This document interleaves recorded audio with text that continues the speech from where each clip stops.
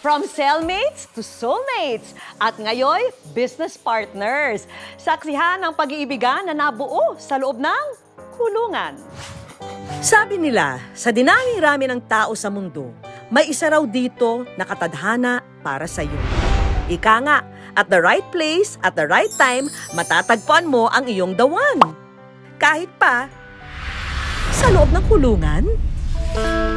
July 2019 nang nakulong si Jerry o Loida sa Pampanga Provincial Jail sa kasong drugs. Sa parehong selda rin nakakulong ang inmate na si Honey. Honey, Loida, paano kayo nagkakilala? Nagkakilala kami sa kulungan po. Madami po kaming nadanasan doon na iba't ibang case po sa amin sa bilang sa sexualidad namin, lalo na po nung bago kami. Dati po, 170 plus umabot po kami doon. Tinutokso po siya na pati ka magpakilala sa bago. Sinibiro-biro siya ng mga boss niya. Kaya that time din po, marami din po lumalapit sa akin na gustong magpakilala. Marami man daw na nagkakagusto kay Loida, hindi raw lahat ng ito totoo ang hangarin sa kanya. Kaya naman si Honey, hirap na makuha ang atensyon niya. Pero sabi na nga, pag may tiyaga, may nilaga.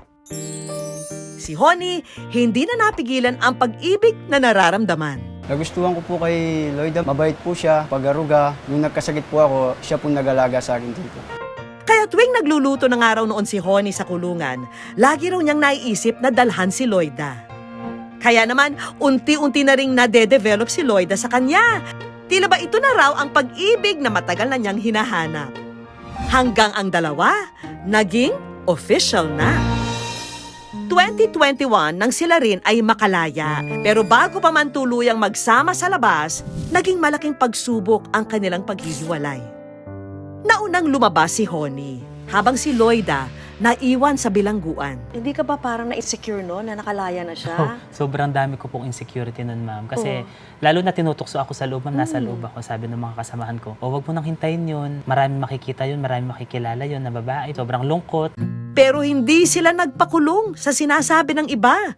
Kung hindi, gumawa pa ng paraan. Pagkalaya ko po, wala na po kaming komunikasyon. Yung ginagamit lang po namin sulat po, sinusulatan ko po siya, hintayin ko po yung reply niya. Ang mga sulat na to, hanggang ngayon, kanila pa ring tinatago. Ito sulat niya nung February 16, 2021. O ihasahan mo na kung paano ako sa loob, ganun din yung ipapakita kong pagmamahal sa'yo at hihigatin ko pa. Yung relasyon, petatagan na yung kulungan.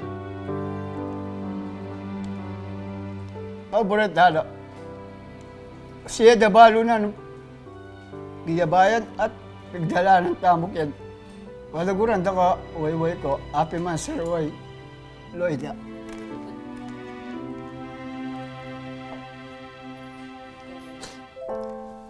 Ano ma'am, naalala ko po yung time na sinulat ko yan.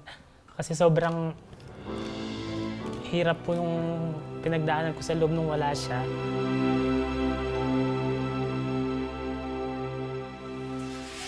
Mula nga sa pagsusulatan, eto na sila at personal nang nagdadamayan. Pinagita ko po sa kanya na mahal ko po siya, na hindi ko po siya iiwan. Sabay po kami nangarap dito, dadalhin po namin hanggang sa paglabas. Masaya man daw ang kanilang pagsasama ngayon, hindi pa rin daw sila ligtas sa panghuhusga ng iba. Lalo pat sa selda sila nagkakilala. Marami kaming naririnig, negative sa amin. Siguro hindi nila alam yung pinagdaanan namin, kaya ganun lang sila kabilis mag-judge. Tulad ng yung kriminal na, nag-uwi pa ng kriminal. Pero tinitiyak daw nilang pareho na makakaasa ang mga tao na hindi na sila muling mabibilanggo. So anong plans nyo ngayon? Ngayon na pareho kayong nakalaya. Plano po namin is lalo po naming mapalago yung aming naumpisahang negosyo, ma'am. Ano bang negosyo nyo? Ayun po, meron po kaming kainan. From cellmate to soulmate. Sina Loida at Honey, business partners na rin ngayon. Dahil forte ni Honey ang pagluluto, sa kanya nakatoka ang kusina. Habang si Loida naman, abala sa operasyon nito. Una, nagtitinda lang po kami ng merienda, deliver lang po. Tapos sa sobrang sigap namin, sipag, nabuo po yung store.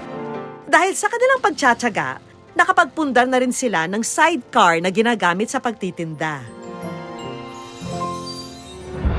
Ang love story ni Honey at Loida, hindi man daw naging maganda ang simula, magkasama naman nilang haharapin ang mga susunod na kabanata. sabay na nilang aabutin ang tagumpay, kasabay na rin ng kanilang pagbabagong buhay.